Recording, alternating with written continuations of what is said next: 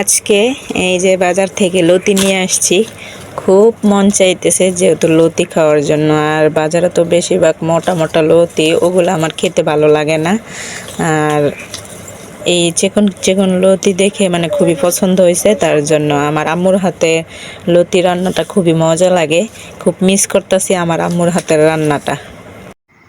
আসসালামু আলাইকুম, সবাই কেমন আছেন? আশা করি ভালো আছেন। আর এই যে আমার মতন কে কে পছন্দ করেন এই সবজিটা, আমার কিন্তু খুবই পছন্দের একটা সবজি এটা।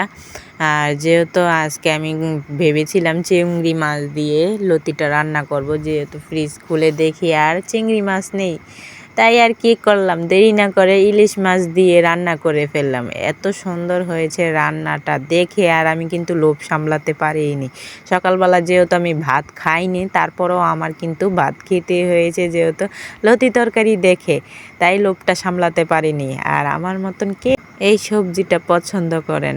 খেতে কিন্তু খুবই মজা হয়েছে। আর যাই হোক, কেউ কিন্তু নজর দিবেন না, একা একা খাচ্ছি তো। আর যার মন চাইতেছে সে কিন্তু এসে খেয়ে যেতে পারেন। খুবই টেস্ট হয়েছে আর পেট ভরে কিন্তু খেয়ে নিয়েছি। খাবারটা যদি হয় মনের মতন, তাহলে কি আর ছাড় দেওয়া যায় বলুন?